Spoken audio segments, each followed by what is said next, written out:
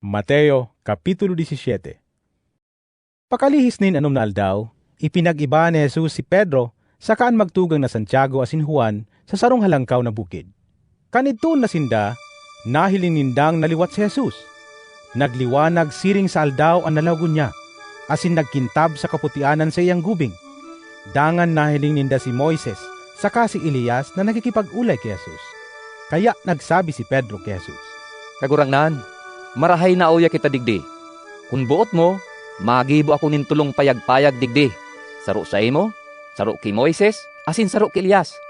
nagtatarampas siya kan lindungan sindanin maliwanag na panganuron. Dangan sarong tingog hali sa panganuron ang nagsabi, Ini ang aki kong namumutan, na ikinakaugma kong gayo. Dangoganin do siya. Kan madangog ini kan mga disipulo, nagdapa sinda sa takot. Alagad dinulog sinda ni Jesus, dinutaan sa kasinabihan. Tumindog ka mo, day ka mo matakot. Pagtingkalag ninda, mayo sindang nahiling kundi si Jesus sana. Mantang naglulugsot sinda sa bukid, pinagbutan sinda ni Jesus. Day nindo ipang usip sa kiisayman, ang nahiling nindo sagkudnan aki nin tao mabuhay liwat. Dangan hinapot si Jesus kan mga disipulo.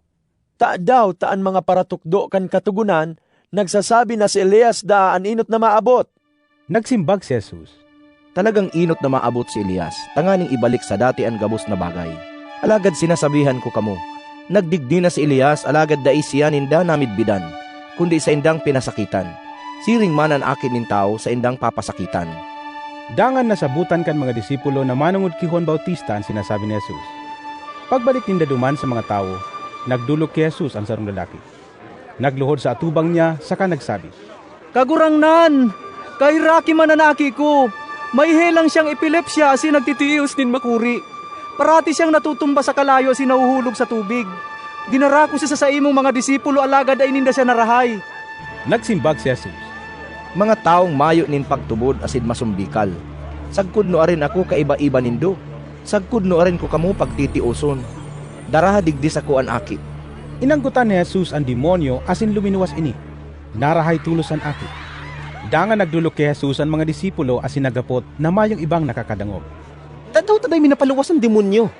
Huli ta kulang an pagtubod nindo. Ang simbag ni Jesus. Sa katutuuhan sinasabihan ko kamo, kung igwa kamo nin pagtubod na arog kan pisog ning mustasa, pwede nindong sabihon sa bulod na ini, dumumang ka sa sarong lugar asin maduman iyan, mayong magiging imposible sa indo. Alagad ang demonyong arog ka ini napapaluwas sana sa paagi nin pamibi asin pag-ayuno. Kan magtiripon sa Galilea ang mga disipulo, nagsabi giraray si Jesus sa inda. Itatao na an aki nin tao sa mga tao, dangan gagadanon ninda siya. Alagad sa ikatulong aldaw, mabubuhay siya liwat. Namundo sindanin makuri pakadangog ka ini. Kan magduman sa Capernaum si Jesus asinan sa iyang mga disipulo, hinapot si Pedro kan mga parasingin din buhis. Ano? Nagbabayad kan buhay sa temploan sa indong maestro? Iyo, Ang simbag ni Pedro. Kan lumaog si Pedro sa harong, siya ang enot na hinapot ni Jesus ka ini. Simon, ano ang paghuna mo? Sisay ang pinapabayad nin lisensya o buwis, kan mga hadi sa kinaaban, an mga namamanuhaan o an mga dayuhan? an mga dayuhan. Ang simbag ni Pedro.